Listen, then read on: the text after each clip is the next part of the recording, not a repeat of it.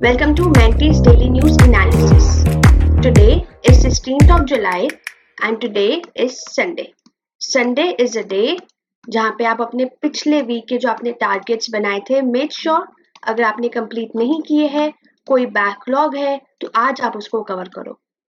And I wish कि everyone has a happy Sunday, कि आगे वाले वीक के लिए जो टारगेट्स आप कल से बनाओ वो आप कंप्लीट कर पाओ. आइए स्टार्ट करते हैं आज की एनालिसिस. पहली है जनरल स्टडीज की इकोनॉमी के पर्सपेक्टिव से कि India UAE to set to use rupee dirham for use. तो अभी India and United Arab Emirates have signed 2 MOU to increase the circulation of Indian rupee in Gulf region. अब ये जो पहला एग्रीमेंट है इसका क्या पर्पस है, ताकि प्रमोट करे use of local currencies for cross border transaction. And ये जो एग्रीमेंट साइन हुआ है इससे आपका इवन जो लीडर्स ने एक्सप्रेस किया है अपना interest in strengthening cooperation of the payment system, ताकि आप इनहैंस कर पाओ access to payment services for both citizens and resident of both the country. तो ये आपकी न्यूज थी इकोनॉमी के पर्सपेक्टिव से. अब हम नेक्स्ट देखते हैं government scheme that Ayushman Bharat embraces artificial intelligence to tackle fraud. तो अभी न्यूज ये क्या है कि जो Ayushman Bharat scheme that is Ayushman Pradhan Mantri Jan Arogya Yojana in India, इसने पेनल्टीज इम्पोज करी of total to 20.17 crore on individual and hospital जो कि fraud activities में involved थे. अब इस अमाउंट में से जो 9.5 करोड़ है वो आपका रिकवर हो गया है.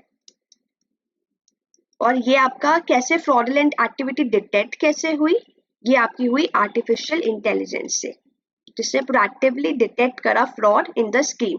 और जो नेशनल हेल्थ अथॉरिटी है उसने इशू करी है एंटी फ्रॉड गाइडलाइंस एंड साथ ही में एंटी फ्रॉड यूनिट और स्टेट का anti fraud have been also establish monitor करने के लिए और साथ में इम्प्लीमेंटेशन करने के लिए. अब इसमें जो लेटेस्ट अपडेशन ये है कि biometric verification using Aadhaar has been introduce, ताकि मिनिस्ट्री को have address 99% of the registered grievances.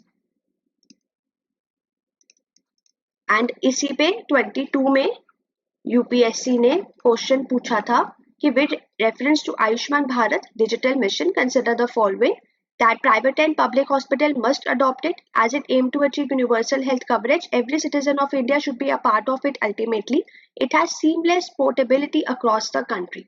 तो इसका आंसर है ओनली 3. क्योंकि आप खुद बताओ हम प्राइवेट हॉस्पिटल्स को कैसे मैंडेटरी कर सकते हैं कि it must adopt it. Government के लिए है ना, गवर्नमेंट के लिए तो हम प्राइवेट को फोर्स नहीं कर सकते हैं.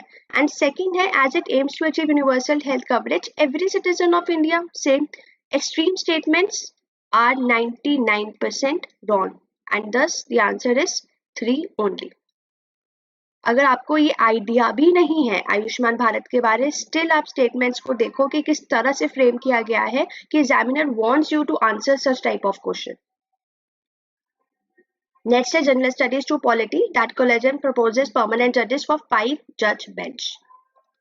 We all have seen how Collegium system developed from 3 cases जो हुआ था.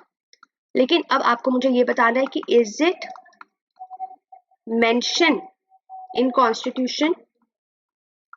True or false? Comment section में अपना आंसर बताइए. Next is General Studies 1 economic geography से कि centre to seek state input to bridge gap in sex ratio. अब जो सेट्स रेशियो को कंसर्न और उसके इम्बैलेंस को लेकर यूनियन हेल्थ मिनिस्ट्री प्लान कर रही है, सजेशन स्टेट से ले रही है कि हम कैसे अमेंड करें और कैसे हम किस तरह से ब्रिज करें गैप सेट्स रेशियो में. अब हमारे एग्जाम के लिए इंपॉर्टेंट है 2011 का सेंसस जो हुआ था. तो एज पर द 2011 सेंसस जो कि आपकी सेट्स रेशियो थी वो है 943 फीमेल्स पर 1000 मेल.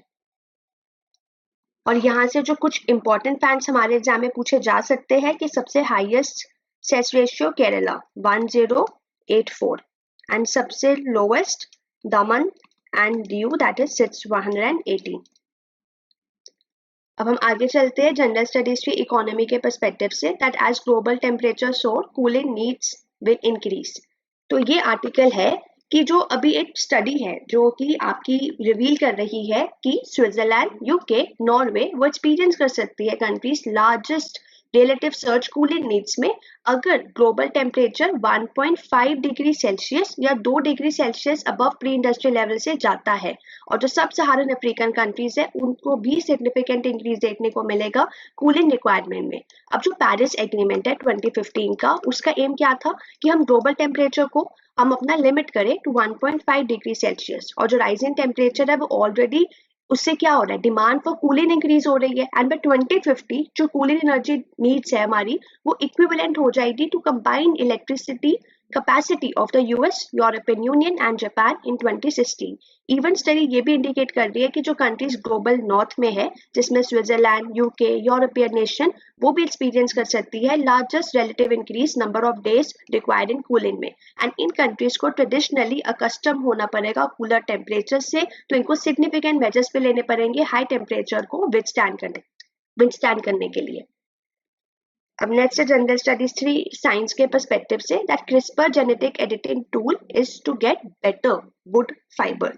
तो फर्स्ट ऑफ ऑल पहले तो आप ये देखो कि जीनोम एडिटिंग क्या होती है, जिसको हम बोलते हैं जीन एडिटिंग भी। ये सेट ऑफ टेक्नोलॉजी होती है जिसमें it has ability to alter the DNA of an organism. And जो CRISPR Cas9 है ये भी it is a method of genome editing in which genetic genes can be added, deleted या change. And इसमें आपके दो मॉलिक्यूल्स होते हैं जो कि मेजर फैक्टर्स होते हैं इन ट्रांसफॉर्मेशन के लिए डीएनए में। और इसी पे यूपीएससी ने 2018 में डायरेक्टली यही क्वेश्चन पूछा था दैट व्हाट इज Cas9। पहला क्वेश्चन ये था और दोबारा 2019 में पूछा था कि what is CRISPR, it is a gene editing tool. ये भी ऐसी डायरेक्ट क्वेश्चन दोनों आए थे। नेक्स्ट है जनरल स्टडीज फ्री साइंस के पर्सपेक्टिव से कि it is unethical to continue using polio using oral vaccine. तो अभी हमें यह है कि हम स्विच हो रहे हैं from trivalent to bivalent oral polio virus and introduce कर रहे हैं एक 1 dose of inactivated polio vaccine which was supposed to eliminate all the type 2 vaccine derived polio virus. पर जो केसेस है such cases it just have increases sharply। जो cases है polio के it just increase sharply। अब इसमें जो आपकी वर्ल्ड हेल्थ असेंबली के कुछ फैक्ट्स और कुछ रिकमेंडेशन ये है कि जो वर्ल्ड हेल्थ असेंबली है इनिशियली एम तो यही था कि हम 2000 तक ग्लोबली इरेडिकेट कर देंगे, बट हमने गोल पे शिफ्ट कर दिया कि हम पहले वाइल्ड पोलियो वायरस को इरेडिकेट करेंगे, जिसमें हमने एक्सक्लूड कर दिया वैक्सीन ड्राइव पोलियो वायरस और vaccine associated paralytic poliomyelitis as objective, क्योंकि ज्यादातर केसेस जो थे वो डेवलपिंग कंट्रीज से ओरल पोलियो वैक्सीन को लेकर रिपोर्ट हो रहे थे। अब जो वाइल्ड पोलियो वायरस है वो सिग्निफिकेंटली डिक्रीज तो हुआ, लेकिन जो आउटब्रेक था मोस्टली एसोसिएटेड था टाइप 2 वायरस के साथ, जो कि आपका ओरल पोलियो वैक्सीन में इंक्रीज हो गया था। अब जो ग्लोबल पोलियो इरेडिकेशन इनिशिएटिव है उसने कोई रिपोर्ट नहीं करे cases through out 34 years of eradication effort. And despite हमने जब ग्लोबल स्विच करा बाइवेलेंस से, जैसे हमने देखा 2016 में, और इंट्रोडक्शन करी 1 dose of inactivated polio vaccine, तो जो आउटब्रेक था vaccine drive type 2 polio virus का वो इंक्रीज हो गया शार्पली। जिससे आगे क्या हुआ कि हमारे जो मिडिल इनकम कंट्रीज में जो केसेस थे, इट फर्दर केसेस कॉज जो हो रहे थे वो ओरल पोलियो वैक्सीन से हो रहे थे। अब नेक्स्ट जनरल स्टडीज की इकोनॉमी कि क्या कोई लिंक है air pollution and a drop in the global insect number में। तो एक स्टडी ने ये फाउंड आउट करा है कि जो इंसेक्ट की एबिलिटी है to find food and a mate is reduce when is antenna contaminated by particulate matter from industry, transport, bush fire and other sources of pollution। So yes, there is a link between this insect and even the global insect number and air pollution। Now general studies की environment से कि क्या controversy है जो कि आपकी forest bill को लेकर चल रही है। तो ये एक्सपेक्टेड था, जो फॉरेस्ट अमेंडमेंट बिल है आपका अपकमिंग सेशन में अभी एक्सपेक्टेड है कि टेबल होगा। और यहाँ पे जो जॉइंट पार्लियामेंट्री कमेटी है उसने अप्रूव कर दिया है गवर्नमेंट का वर्जन विथ मिनिमल सजेशंस। अब बिल का एम क्या है कि अमेंड करना फॉरेस्ट कंजर्वेशन एक्ट 1980 को जो कि प्रोटेक्ट करता है इंडिया के फॉरेस्ट एंड साथ ही में रेगुलेट करता है एक्सट्रैक्शन ऑफ फॉरेस्ट रिसोर्सेज को।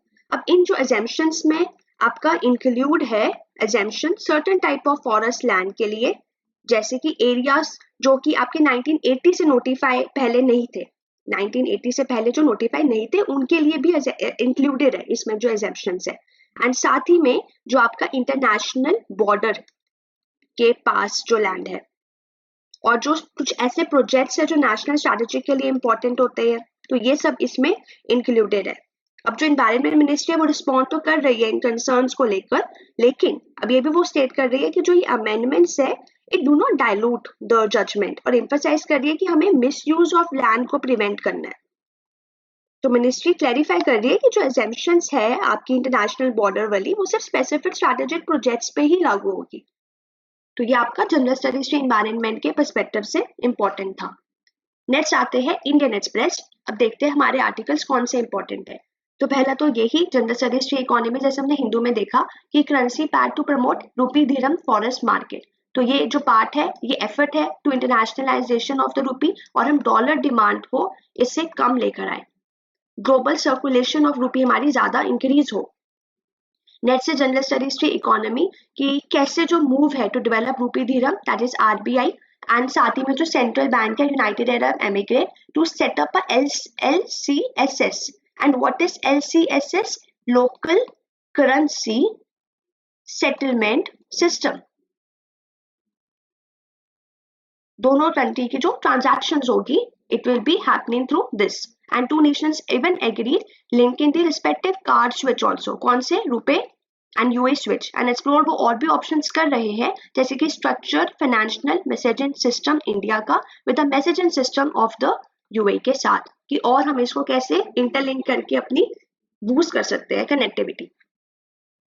नेक्स्ट जनरल स्टडीज के एनवायरनमेंट से कि हमें जरूरत है रेन्यूएबल एनर्जी की क्लाइमेट गोल्स को मीट करने के लिए, और ये बहुत ही अच्छे फैक्ट्स आए हैं कि 45% जो एमिशन इंटेंसिटी रिडक्शन है it is needed bye 2030 from 2005 level, and even जो 5 to 25% इम्पैक्ट है जब हम इफेक्टिव यूज ऑफ इलेक्ट्रिसिटी जो टैरिफ डिमांड पे हाई होती है उसका इम्पैक्ट 5 से 25% तक हो सकता है। And well connected national grid ensures optimal utilization of uneven distribution of energy, and a strong inter-regional grid will balance regional variation in renewable energy generation. ये आपका environment के perspective से important था, and these facts have to be quoted on mains.